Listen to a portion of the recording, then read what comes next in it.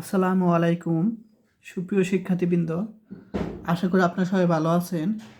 আজকে আমরা linear algebra সাবজেক্টের চ্যাপ্টার 1.bর নির্ণায়ক চ্যাপ্টারের বেসিক বিষয় নিয়ে আলোচনা করব।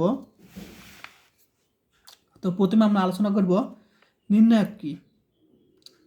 তো নির্ণায়ক হলো বর্গ ম্যাট্রিক্সের, অবশ্যই বর্গ ম্যাট্রিক্স হবে। বর্গ ম্যাট্রিক্সের নিয়ম কি? সারি এবং কলাম সংখ্যা কী হবে? সমান হবে। অর্থাৎ দুইটা সারি থাকলে দুইটা কলাম হবে, তিনটা সারি থাকলে তিনটা কলাম হবে। তো নির্ণায়ক হচ্ছে বর্গ ম্যাট্রিক্সের সংশ্লিষ্ট গুরুত্বপূর্ণ একটি সংখ্যা রাশি। তো এইগুলো সংখ্যা এ বি সি ডি এগুলো কি সংখ্যা রাশি? যে যে সংখ্যা রাশিকে বর্গাকার সাজিয়ে, দেখো একটা বর্গাকার আকারে সাজানো আছে 2x2 ক্রমের, সাজিয়ে দুইটি খাড়া, এই যে দুইটি খাড়া বার চিহ্নের মধ্যে আবদ্ধ থাকে, এটাই হলো তোমার নির্ণায়ক। ঠিক আছে, তোমরা জানো, তারপরেও আলোচনা করলাম। আর নির্ণায়কের ইংরেজি হলো ডিটারমিনেন্ট, অর্থাৎ ডি দ্বারা প্রকাশ করা হয়। তাহলে A1 B1 A2 B2, এই যে উপাদানগুলো আছে বা সংখ্যাগুলো আছে, এই সংখ্যাগুলোকে আমরা নির্ণায়ক আকারে এভাবে প্রকাশ করতে পারি, ডিটারমিনেন্ট ইকুয়াল টু এভাবে প্রকাশ করতে পারি। আর এরকম যদি আমাদের 2x2 ক্রমের কী থাকে, নির্ণায়ক থাকে, তার মান হলো এভাবে গুণ করতে হবে, অর্থাৎ A1 B2, অর্থাৎ কোনাকুনি গুণ হবে। ঠিক আছে, মাঝখানে কি মাইনাস হবে। তো এর আগে আমি 2x2 ক্রমের নির্ণায়কের মান বের করার নিয়ম শিখেছি। এখন আমরা 3x3 ক্রমে, অর্থাৎ এখানে 3 ক্রমের নির্ণায়ক, যে তিনটা কলাম তিনটা সারি। তাহলে তৃতীয় ক্রমের নির্ণায়কের মান বের করার নিয়ম হলো, আমরা কি করব, এটাকে ডিটারমিনেন্ট দ্বারা প্রকাশ করা হয় নির্ণায়ককে। তো দেখো এ বি সি ডি ইত্যাদি এখানে কতগুলো সংখ্যা আছে।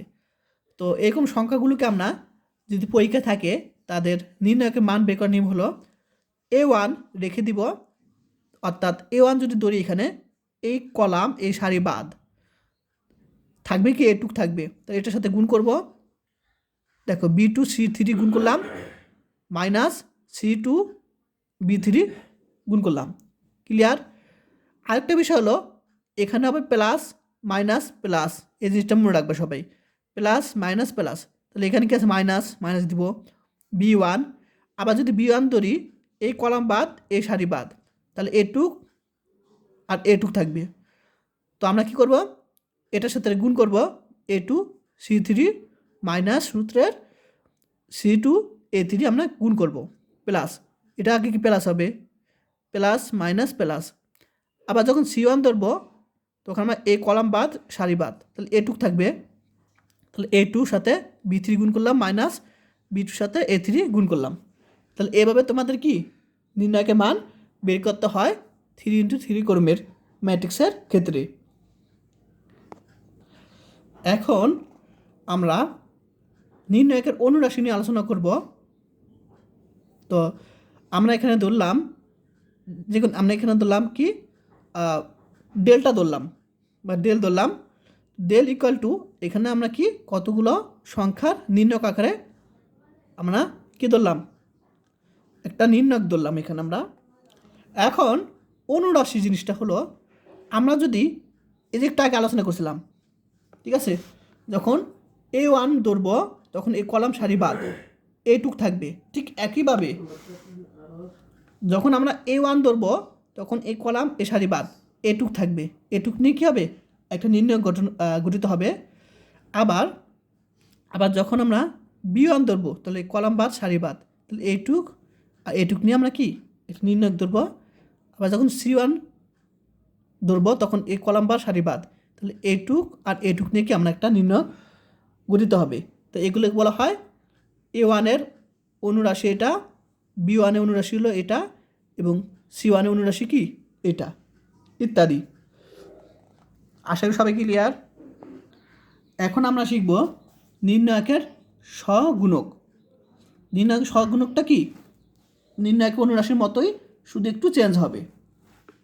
ঠিক আছে। তো এখানে আমরা কী ধরলাম, একটা নির্ণায়ক ধরে নিলাম।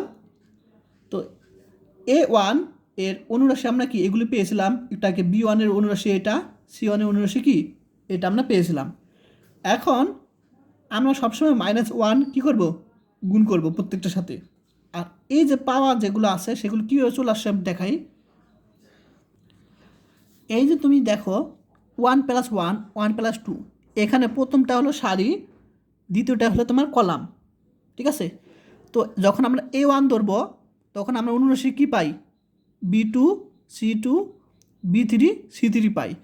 আর এই ওয়ানটা কি আছে, 1 নম্বর সারিতে আছে, 1 নম্বর কলমে আছে, তাহলে সারি 1 প্লাস কলাম 1 লিখব। আবার যখন B2 ধরি তখন আমরা অনুরাশি কী পাই, A2 পাই।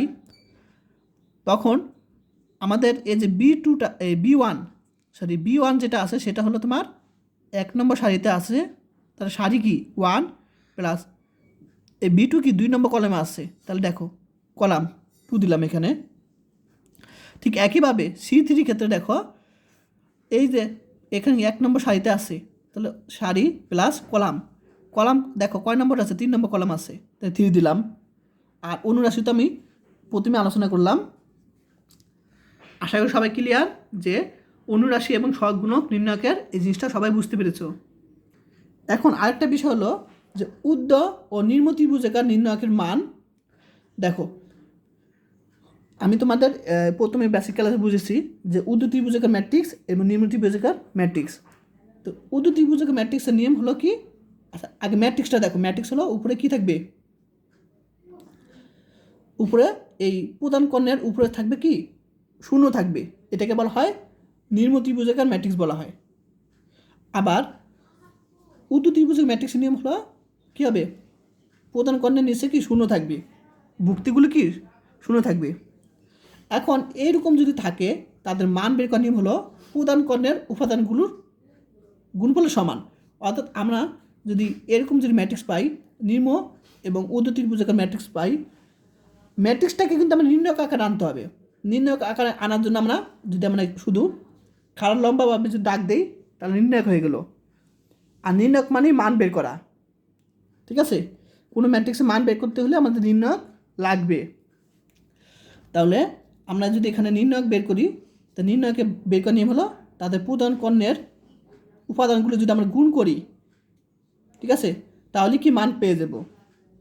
তাহলে এটা কি গুণ করলাম ABC, আবার এখানে গুণ করলাম ABC, তাহলে এরকম থাকলে নিম্ন ত্রিভুজাকার ম্যাট্রিক্স উদ্ধ ত্রিভুজাকার ম্যাট্রিক্স এরকম যদি থাকে তাহলে আমাদের কোনাকুনি গুণ করলে হয়ে যাবে।